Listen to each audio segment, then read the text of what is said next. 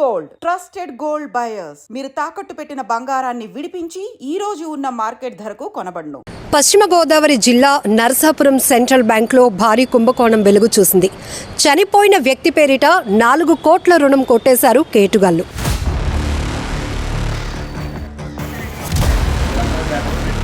మా పొలం లీజుకిచ్చారన్నారు, ఫీల్డ్కి రాగానే మా పొలం చూడకుండా లోన్ ఎలా ఇచ్చారో తెలియట్లేదు. అతని పేరు 1,50,00,000 లక్షలు, పులపరెడ్డి ప్రసాద్ గారి పేరు 2,36,00,000.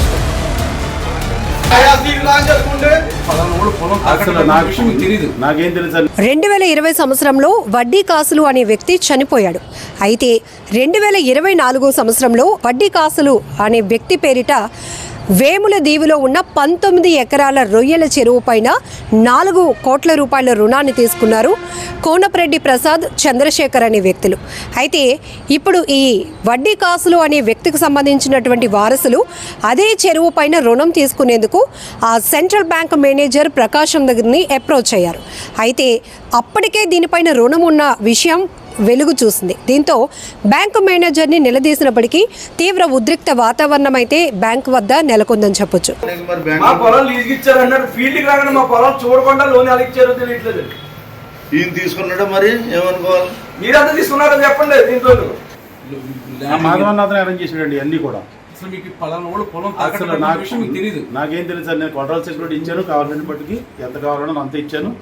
బ్యాంక్ రూల్ ప్రకారంగా ఇంజనీరింగ్ ప్లాన్లు మొత్తం అన్ని మీరు చేసాం. మనం గతంలో కూడా చూసాం, బ్యాంకుల్లో కూడా ఇలా నకిలీ ఫేక్ డాక్యుమెంట్స్ సృష్టించి వేల కోట్ల రూపాయలు కాజేస్తున్నటువంటి వైనం. అందులో ఇప్పుడు ఈ సెంట్రల్ బ్యాంక్ ఏదైతే ఉందో పశ్చిమ గోదావరి జిల్లా నరసాపురంలో, సో మరొకసారి అలాంటి కోణమే వెలుగు చూసిందని చెప్పొచ్చు.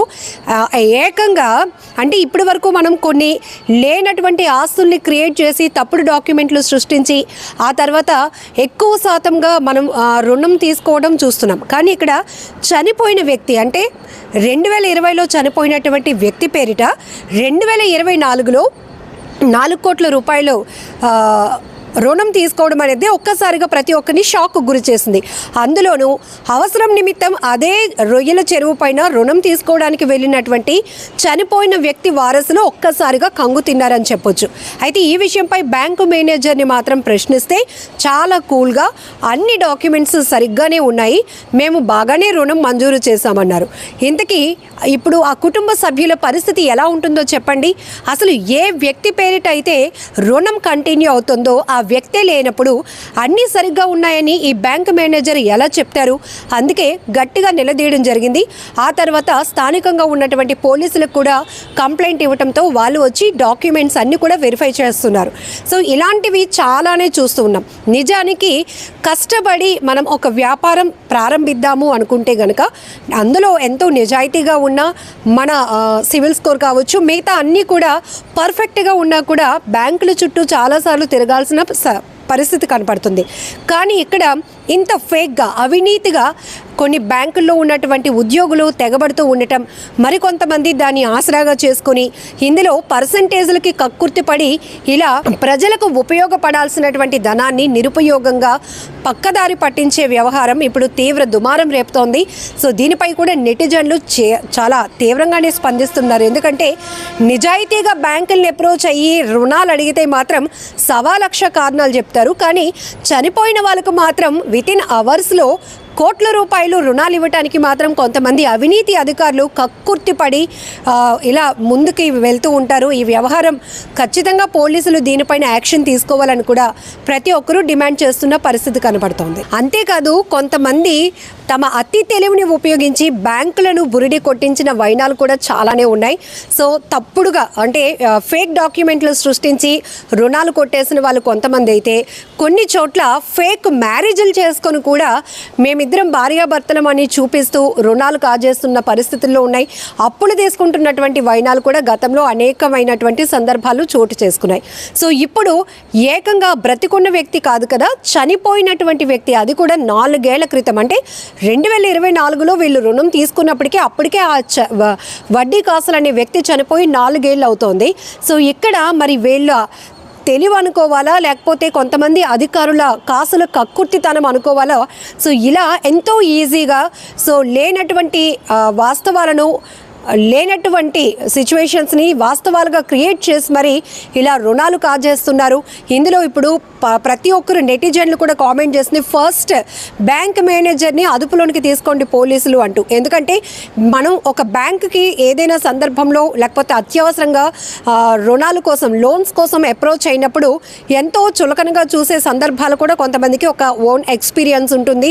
సో అన్నీ ఉన్నా కూడా ఇంకా ఆ డాక్యుమెంట్ కావాలి ఈ డాక్యుమెంట్ కావాలని 10 రకాలుగా తిప్పించే వాళ్ళు ఉంటారు. కానీ ఇక్కడ ఈ సెంట్రల్ బ్యాంక్ ఏదైతే ఉందో నరసాపురంలో ఇలాంటి బ్యాంక్ మేనేజర్లు మాత్రం సో ఒక రైట్ వే కాకుండా రాంగ్ రూట్లో కూడా మీకు మేము రుణాలు ఇవ్వగలము అని చెప్పడానికి ఇదొక బెస్ట్ ఎగ్జాంపుల్ అని కూడా చెప్పొచ్చు.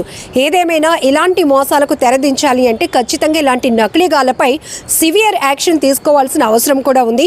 సో ఈ బ్యాంక్ మేనేజరే కాదు, అక్కడ రొయ్యల చెరువుకు సంబంధించి ఎవరైతే అధికారులు కూడా అక్కడ మానిటరింగ్ చేయాల్సినటువంటి సిస్టమ్ ఉంటుంది. సో ఇది ఎంత వాల్యూ, దీనిపైన ఈ పర్సన్ ఎవరైతే లోన్కి అప్రోచ్ అవుతున్నారో ఆ పర్సన్ అసలు ఏంటి, ఉన్నారా లేకపోతే ఆయన ఫైనాన్షియల్ సిచ్యువేషన్ ఏంటి, ఇవన్నీ కూడా వాళ్ళు డాక్యుమెంట్ వెరిఫికేషన్ చేయాల్సి ఉంటుంది. సో ఇక్కడ బ్యాంక్ మేనేజర్తో పాటు ఇలా ఈ అవినీతి అధికారులు ఎవరైతే ఉన్నారో వాళ్ళందరిపైన కూడా ఖచ్చితంగా పోలీసులు ఫోకస్ పెట్టాలి, వాళ్ళపైన తగిన చర్యలు తీసుకోవాలనే డిమాండ్ కూడా పెద్ద ఎత్తున వ్యక్తమవుతోంది. ఈయన చెప్పిన కొప్పునీడు మాధవ్ అన్న వ్యక్తికి బ్యాంక్కి ఏమైనా సంబంధం ఉందా సార్? ఆయన మా ఎగ్జిస్టింగ్ కస్టమర్ అండి, మా బ్యాంక్ కస్టమర్ ఆయన అంతే, అంత మించి వేరే సంబంధం లేదు. కస్టమర్ చెప్తే ఇచ్చేస్తారు సార్ లోన్? కస్టమర్ చెప్తే ఆయన తీసుకొచ్చారు సార్ కస్టమర్. సో మేము ఆయన వెరిఫై చేసుకున్నాము, ఆయన ప్రాపర్టీ చూసుకున్నాము, ఆయన లోన్ ఇచ్చాము, అంతే సెక్యూరిటీ తీసుకున్నాము. సార్ ఓకే,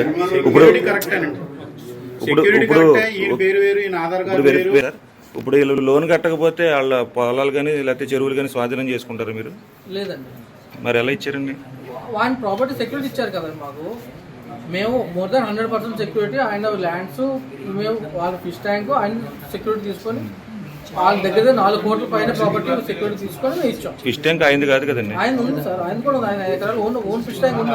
ఆయన ఉన్నప్పుడు మళ్ళీ ఏళ్ళని తీసుకున్నారు వర్కింగ్ క్యాపిటల్ అసెస్మెంట్ కోసం అని చెప్పి మేము అడుగుతాం. అప్పుడు లోన్ మాకు ఇంత లోన్ కావాలి అంటే అంత లోన్కి ఎందుకు కావాలి, ఎంత అడిగితే మేము ఇన్ని ఎకరాలు మేము లీజ్ చేస్తున్నాము, లీజ్ కూడా చేస్తున్నాము, దీనికి ఇంత ఖర్చు అవుతుంది కాబట్టి ఆ ఖర్చు తగ్గట్టుగా మాకు కావాలని అడుగుతారు.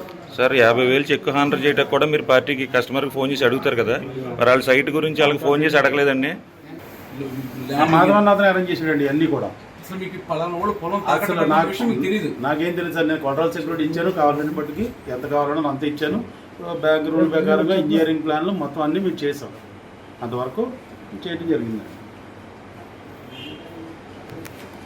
లోన్ అయితే తీసుకున్నారండి మీరు? ఆ లోన్ అయితే తీసుకున్నాను. ఎంతండి? 2,30,00,000 చిల్లర, అంటే రఫ్గా చెప్పలేను, 2,30,00,000 చిల్లర. ఇప్పించిందంతా ఇప్పించిన వ్యక్తి పేరు? కొబ్బరి మాధవ మేనేజర్ గారు. 2,30,00,000 చిల్లర. ఆ డాక్యుమెంట్స్ కానీ అవి కానీ మీకేం తెలియదు? నాకేం తెలియదు. మీరు ఆయన అప్రోచ్ అయ్యారు లోన్ కోసం? లేదండి, లోన్ కోసం ఆయన మాధవన్న ఆయన మీరు అప్రోచ్ అయితే ఆయన ఈ బ్యాంక్ తీసుకొచ్చారు. ఇవాళ మా భూములని ఈ సెంట్రల్ బ్యాంక్లో అటాచ్ చేసి మా భూములపై లోన్ ఇచ్చినట్టు ఇవాళ రావడం జరిగింది. మేము ఈరోజు లోన్కి వేరే బ్యాంక్లో ఐడిఎఫ్సి అని బ్యాంకులో లోన్ పెట్టుకోవడానికి మాకు డబ్బులు అవసరం వచ్చి లోన్ పెట్టుకుందామని మా భూములపై వెళితే ఈరోజు మా భూములన్నీ లోన్ ఆల్రెడీ తీసుకున్నట్టు లోన్ ఉంది మీకు అని చెప్పుకుంటే మేము అవక్కయ్యాము అక్కడ బ్యాంక్ లోన్. ఏంటి మా పేరు బ్యాంక్ లోన్ తీసుకుంటాం ఏంటంటే పలానా బ్యాంకులో సెంట్రల్ బ్యాంకులో 1,30,00,000 ఒకటి 2,36,00,000 మీకు బ్యాంక్ మీ పేరుని లోన్లు ఉన్నాయని ఆల్రెడీ చెప్పాడనే మాకు ఒక్క నిమిషంలో మాకు ఏం చేయాలో మాకు ఆలోచన పట్టలేదు. వెంటనే సెంట్రల్ బ్యాంక్ మేనేజర్ గారి దగ్గరికి వచ్చి సంప్రదిస్తే మమ్మల్ని ఎవరిని సంప్రదించకుండా ఎవరో పేరుని మా నాన్నగారి పేరు 2020లో మా నాన్నగారు చనిపోతే 2024లో ఈ ఫేక్ డాక్యుమెంట్స్ ఇవన్నీ సృష్టించి ఒక విఆర్ఓ గారు ఫీల్డ్ అసిస్టెంట్ వీళ్ళందరూ సర్టిఫికేట్లు సృష్టించి వాళ్ళ 2,36,00,000 మా అమ్మగారి పేరు మా నాన్నగారి పేరును లోన్ చేయడం జరిగింది. వాళ్ళ మనం బతుకున్న వ్యక్తి ఎన్నో 5 ఎకరాల పొలం పట్టుకెళ్ళి ఒక 5 లక్షల లోన్ కావాలంటే నీ సివిల్ బాగోలేదు, నీకు ఐటీఆర్ లేదు, లేదా నీ పొలం ఎక్కడ, నీ ఆస్తి ఎక్కడ, నువ్వేం చేస్తావు, ఇవన్నీ 1,00,000 ప్రశ్నలు వేసి వాళ్ళ ఒక 5 లక్షలు 10 లక్షలు లోన్ ఇవ్వటానికి అనేక ఇబ్బందులు పెడుతున్నారు బ్యాంక్ వాళ్ళు. ఈ సెంట్రల్ బ్యాంక్ అనేది కేంద్ర బ్యాంకు. ఒక మేనేజరు ఒక ప్రాబ్లంతో మేనేజర్ ఫ్రాడ్తో ఇవాళ ఇంత దుష్కరం చేశారు. అదేవిధంగా ఇటువంటి అనేక సర్టిఫికేట్లు సృష్టించి అనేక రకాలుగా ఇంకా ఎన్నో అతను ఈ బ్యాంకులో అనేక కోట్లాది రూపాయల లోన్లు జరిగాయని మేము ఇక్కడికి వస్తే కనబడుతుంది. అందుచేత మా ఇటువంటి జరిగినటువంటి వాళ్ళని పోలీసు వారి డిపార్ట్మెంట్ వారు ఇక్కడే ఉన్నారు, వాళ్ళపై చర్యలు తీసుకుని మా భూముల్ని వెంటనే విడిపించాలని, మాకున్నటువంటి ఇవన్నీ రద్దు చేసి మాకు న్యాయం చేయాలని మీ మీడియా పూర్వకంగా మేము మిమ్మల్ని కోరుకుంటున్నాం. నిజంగా ప్రస్తుతం ఉన్నటువంటి సమాజం దేనికి ప్రయారిటీ ఇస్తుంది? ఆర్థిక సంబంధాల చుట్టూ మాత్రమే తిరుగుతుంది. మళ్ళీ ఎన్నికలంగానే చాలా విరక్తి కలుగుతాను. మంచి అనిపిస్తుంది కదా, లేడీస్ కూడా ఛాలెంజింగ్ జాబ్స్ చేసినప్పుడు చాలా బాగుంటది. ట్రాఫిక్ అసిస్టెంట్స్ గా నియమించిన ట్రాన్స్జెండర్స్ అందరితో సాల్యూట్ చేయించుకుంటున్నారు. ఫుడ్ డెలివరీ ఇవ్వటానికి వెళ్ళినటువంటి డెలివరీ బాయ్ అనిల్ పై కళ్ళ ముందు